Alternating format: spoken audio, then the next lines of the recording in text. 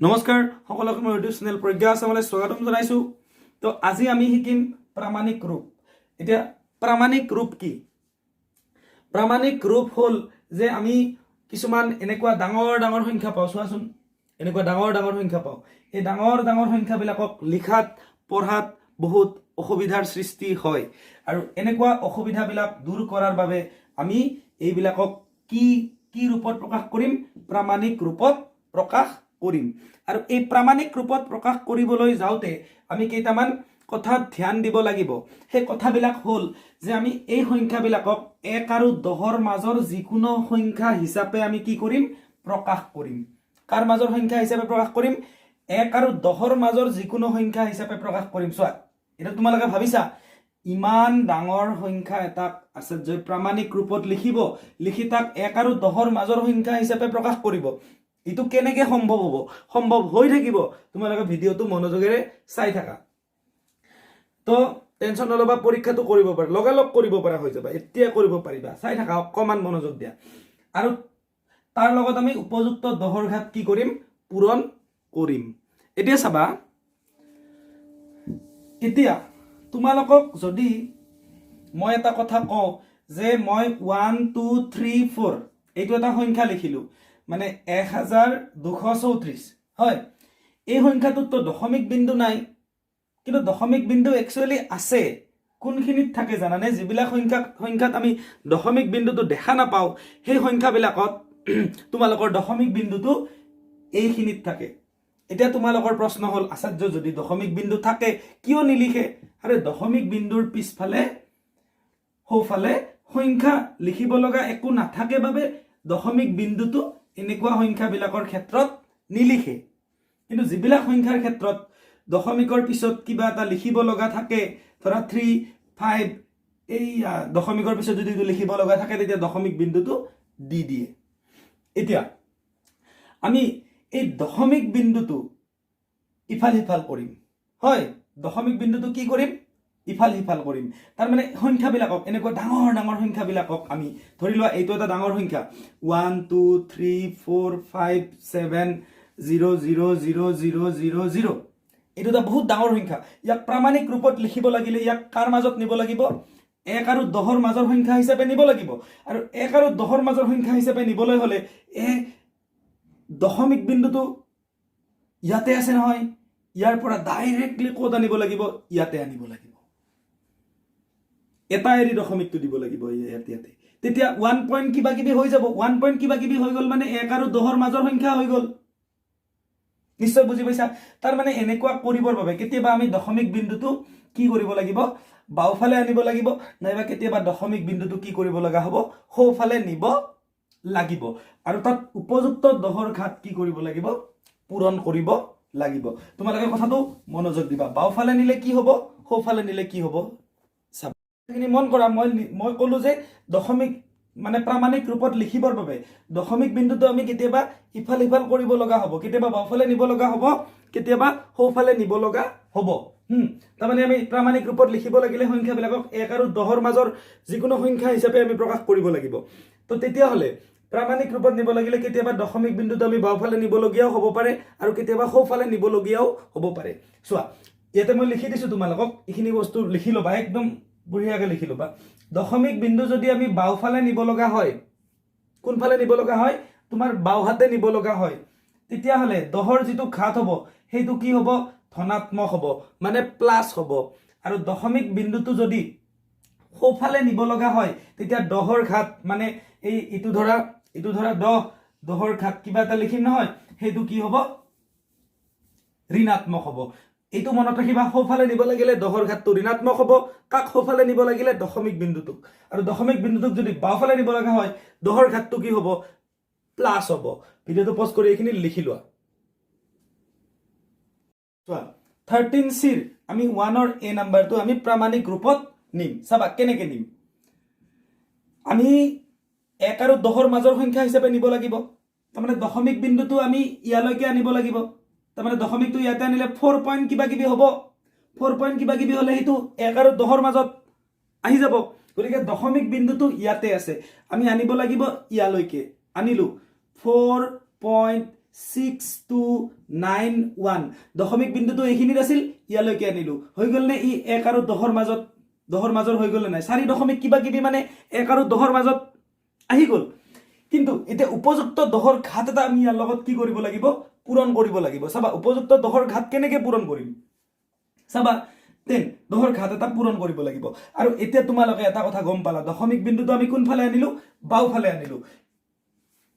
আনিলো তো ইয়াৰ 10 ৰ ঘাতটো কি হ'ব প্লাস হ'ব ইয়াতে কি হ'ব প্লাস হ'ব তো প্লাস হলে লিখিব নালাগে কিমান ঘৰ আনিলো 1 2 3 গতিকে ইয়াতে কি হ'ব +3 গতিকে প্লাসটো নিলিখিলেও আমি প্লাসে বুজিম গতিকে এই সংখ্যাটোৰ প্ৰামাণিক ৰূপ হল এইটো 4.6291 * 10⁻³ এইটো হল তাৰ প্ৰামাণিক ৰূপ নিশ্চয় বুজি পাইছা এতিয়া এইটোত চাবা এইটোতো আমি তোমালোকে লিখি লবা দেই এইটোও চাবা এইটোতো আমি প্ৰামাণিক ৰূপত নিব লাগিব দশমিক বিন্দুটো ক'ত আছে এটা দশমিক বিন্দুটো দেখাত নাই মানে ইয়াতে আছে তাক আমি প্ৰামাণিক ৰূপত নিব লাগিলে 1 আৰু 10 ৰ মাজৰ সংখ্যা হিচাপে প্ৰকাশ কৰিব লাগিব 1 আৰু 10 ৰ মাজৰ সংখ্যা হিচাপে প্ৰকাশ কৰিব লাগিলে দশমিক বিন্দুটো এইখিনি জানিব লাগিব হয় না নহয় যেতিয়া 6.61 হ'ব 6.6 মানে হেতু 1 আৰু 10 ৰ মাজত আহি গল নিশ্চয় বুজি পাইছা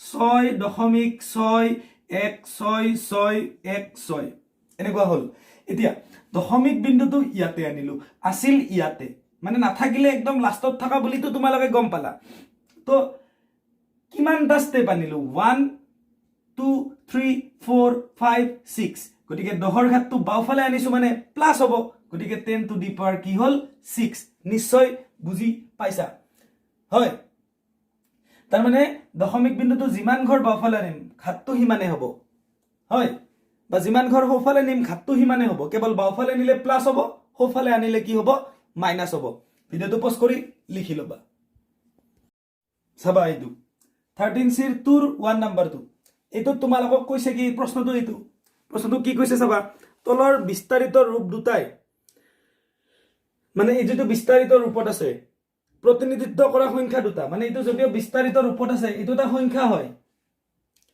সংখ্যা দুটা লিখা আৰু এই সংখ্যাটো প্ৰামাণিক ৰূপত প্ৰকাশ কৰা মানে ইয়াৰ এইটো যেটো ৰূপত আছে এইটোক এটা সংখ্যাত নিব লাগে হয় সংখ্যাত নি তাক আকৌ কিহত নিব লাগিব প্ৰামাণিক ৰূপত নিব লাগিব চাবা প্ৰথমতে আমি এইটোক সংখ্যাত নি লম কেনেকৈ লি লম 9 * 10⁵ ইয়াৰ অৰ্থটো কি জানানে 9 ৰ লগত 5টা শূন্য আছে সেইকাৰণে 10⁵ ঠিক আছে বুজি পালা প্লাস 3 * 10⁴ মানে 3 ৰ লগত কেইটা শূন্য আছে 4টা শূন্য আছে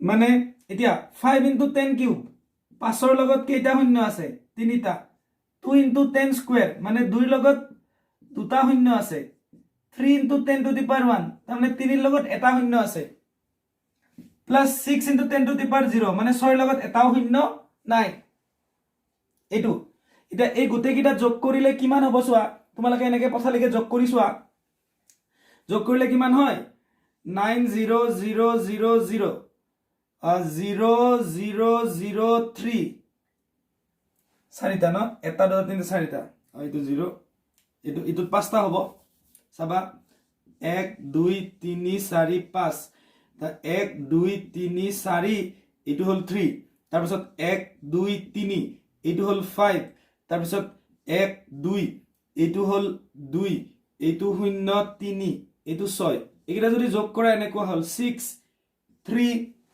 হয় তাৰপিছত এইটো 2 হল এইটো 5 হল এইটো 3 হল এইটো 9 হল মানে এনেকুৱা হল 9 3 5 2 3 6 হয় এই গতিকে এই সংখ্যাটোৰ পৰা আমি এইটো পালো মানে এইখিনি কেনেকৈ প্ৰকাশ কৰা হৈছিল এতিয়া এইটোক আকৌ আমি কি কৰিব লাগিব প্ৰামাণিক ৰূপত নিব লাগিব মানে 1 আৰু 10 ৰ মাজৰ যিকোনো এটা সংখ্যা হিচাপে আমি তাক কি কৰিব লাগিব প্ৰকাশ কৰিব লাগিব তো নিশ্চয় বুজি পাইছা তো ইয়াক 1 আৰু 10 ৰ মাজৰ যিকোনো এটা সংখ্যা হিচাপে কেনেকৈ প্ৰকাশ কৰিম চোৱা দশমিক বিন্দুটো ইফাল কৰিব লাগিব দশমিক বিন্দুটো নাই মানে ইয়াতে আছে আনিব লাগিব ইয়াতে তেতিয়া 9 দশমিক কিবা কিবি হ'ব 9 দশমিক কিবা কিবি হলে 1 আৰু 10 ৰ মাজত গুচি যাব নিশ্চয় বুজি পাইছা গতিকে দশমিক বিন্দুটো ইয়াতে আনিলো 9.3523 3 6 এটা কেই ঘৰ আনিলো হেইটো চোৱা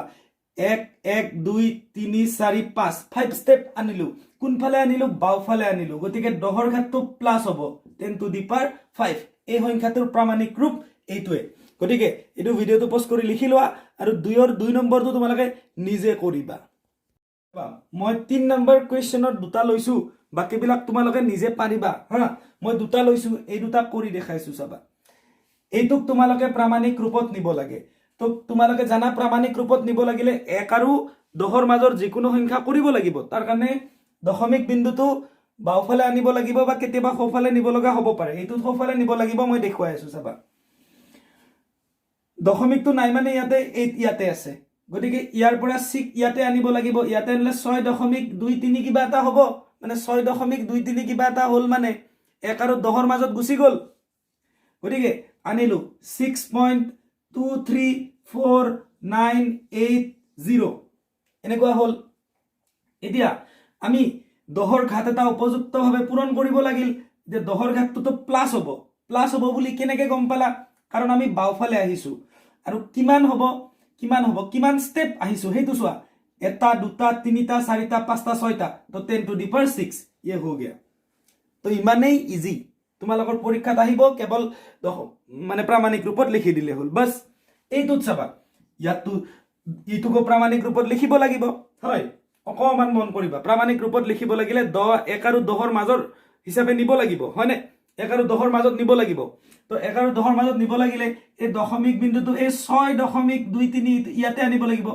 তো গতিকে দশমিকটো আনিলো ইয়াতে 6.32 তেতিয়া তোমালোকে যদি ভাবা কিছু মানে 0 দুটা কিয় নিলিখিলে আৰে এনেকে আগত 0 লিখাৰ কিবা অৰ্থ আছে নেকি অৰ্থ নাই কাৰণে লেখা নাই তো ইনটু 10 টু দি পাৱাৰ 5 আগৰ পৰা আছে কিন্তু এইটো ইগনোৰ কৰা এতিয়া আমি এটা উপযুক্ত 10ৰ ঘাত পূৰণ দিব লাগিব এই উপযুক্ত 10ৰ ঘাতটো কি হ'ব তোমালোকে কেই ঘৰ আনিলা কোনফালে নিলা ইয়াৰ পৰা নিলা সোঁফালে নিলা কিমান স্টেপ নিলা 1 2 3 স্টেপ গতিকে সোঁফালে নিলে 10ৰ ঘাতটো কি হ'ব ঋণাত্মক কিমান স্টেপ নিলা 3 স্টেপ -3 নিশ্চয় বুজি পাইছা তো গতিকে এতিয়া চাবা এই দুটাটো ভূমি একে গতিকে ইয়াতে সূচকৰ বিধি প্ৰয়োগ হৈ আছে a to the power m into a to the power n a to the power m plus n নিশ্চয় মনত আছে তাৰ মানে এই ঘাত দুটা কি হ'ব প্লাস হ'ব হয় চাবা 6.32 into 10 to the power 5 plus -3 হয় মাইনাস আছে মাইনাস দিছো এতিয়া চাবা 6.32 into 10 to the power 5 plus A minus এইটো কি হ'ল -3 তো 6.32 into 10 to the power 5 পৰা 3 বিয়োগ হলে 2 এইটোৱে হৈ গল তোমালোকৰ কি ৰূপ প্ৰামাণিক ৰূপ নিশ্চয় বুজি পাইছা চাবা 4ৰ এৰ 1 নম্বৰটো চাবা কি কৈছে সূৰ্যৰ পৰা তলত দিয়া গ্ৰহবিলাকৰ দূৰত্ব দিছে সূৰ্যৰ পৰা মানে বুধৰ যেটো দূৰত্ব বুধৰ পৰা সূৰ্যৰ দূৰত্ব ইমান নিযুত কিলোমিটাৰ বাপৰে নিযুত মানে তো বহুত হৈ যায় ন মানে একক দহক শতক হাজাৰ অযুত লাখ কেইটা স্টেপ 1 2 3 4 5 6 আফটাৰ 6 স্টেপস আমি কি পাম নিযুত মানে ইমান নিযুত কিলোমিটাৰ তো গতিকে কথাটো এনেকুৱা আমি গম পালো যে একক দহক শতক হাজাৰ অযুত লাখ 6 স্টেপ কিমানটা স্টেপৰ পিছত নিযুত আহি পালো 6টা স্টেপত নিযুত পালো গতিকে আমি যদি ইটো ধৰা 1000 কিলোমিটাৰক আমি এনেকে লিখলো 10 টু দি পাৱাৰ 10 কিউব ইমান কিলোমিটাৰ বুলি লিখিব পাৰো ইমান হাজাৰ কিলোমিটাৰ লিখাতকৈ 10 কিউব কিলোমিটাৰ বুলি লিখিব পাৰো তো ঠিক তেনেকে আমি ইয়াক 5.57.6 into 10 to the power 6 kilometre বুলি লিখি দিলো হয় কিলোমিটাৰ বুলি পঢ়িম এতিয়া তো নিযুত্তৰ কাৰণে 10 to the power 6 টা স্টেপ এটা চাবা আমি দশমিক বিন্দুটো ইয়াতে আনিব লাগে মানে প্ৰামাণিক ৰূপত নিব লাগে প্ৰামাণিক ৰূপত নিব লাগিলে কি কৰিব লাগিব চোৱা দশমিক বিন্দুটো বাওফালে আনিব লাগিব এতে 5 পইণ্ট মানে 1 আৰু 10ৰ মাজত নিব লাগিব 5.76 into 10 to the power 6 এটা চাবা দশমিক এটোতো 10 to the power 6 নিযুতৰ কাৰণে আহি গল কিন্তু আমি এটা দশমিক বিন্দুটো ইফালে ইফাল কৰিলো না নাই এটা উপযুক্ত দহৰ ঘাত দিব লাগিব দশমিক বিন্দুটো এটা স্টেপ বাওফালে আনিছো 10 to the power 1 ইমান কি হৈ গল কিলোমিটাৰ গতিকে ও এই দুটো সূচকৰ বিধিত পৰিল এই দুটা কি হ'ব প্লাস হ'ব নিশ্চয় বুজি পাইছা গতিকে 5.76 into 10 to the power 7 kilometre বুলি আমি ক'ব পাৰো নিশ্চয় বুজি পাইছা বাকি কিটা কমপ্লিট গোটেই কিটা একে হয় তো গতিকে তোমালোকে বাকি কিটা কৰি লবা আৰু বি নাম্বাৰৰ দেখিছা ডাইৰেক্ট কিলোমিটাৰত আছে হেকিটা তোমালোকে